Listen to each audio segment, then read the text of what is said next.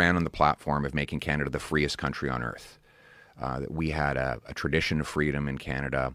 One of our earliest prime ministers, Wilfrid Laurier, was asked, what's Canada's nationality? And he couldn't actually list an ethnicity or a religion because we were already mixed up even 100 years ago. We had Scots and Irish and First Peoples. So he said, look, yeah, French, most of all French and English and First Nations. So he said, Canada is free and freedom is its nationality. And I wanted to reinstate that idea. I wanted it to be the freest country anywhere on earth. And so I ran on that platform and won the leadership, and then ran in the last election and stayed on after that election. So that's kind of the last 4 years of my journey.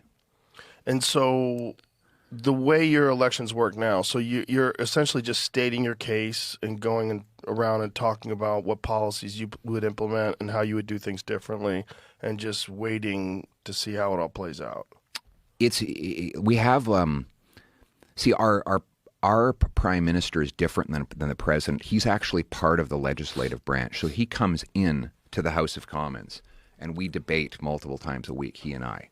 So it's not just, in your system, the Republican and Democrat hold like 4 debates right before the election. In our system, we're always debating. So he comes in, he's on one side, I come in, I'm on the other side, and I ask him like 6 consecutive questions, and then he answers, and we go back and forth.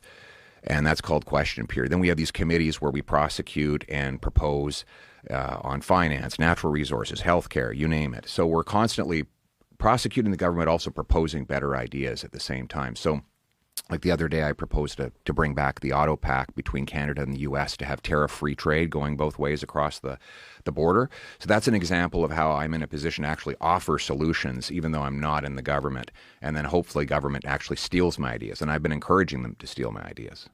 So what... Is this coffee, by the way? Yes. I need some Would you like caffeine. some? Yeah, some caffeine there. I'm a terrible caffeine addict. Me too. Cheers. Cheers.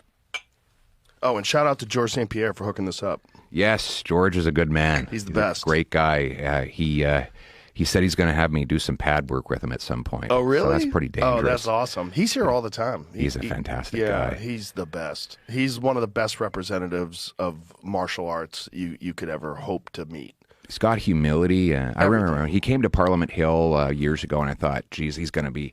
Because I thought he'd be cocky and swagger, but he was so down to earth. Oh, he's so humble. Much humility. For what he's accomplished in MMA, I've introduced him to people, and they have no idea who he is. Yeah. And then I go, that is one of the greatest fighters that ever walked the face of the earth. Absolutely. Like, no way.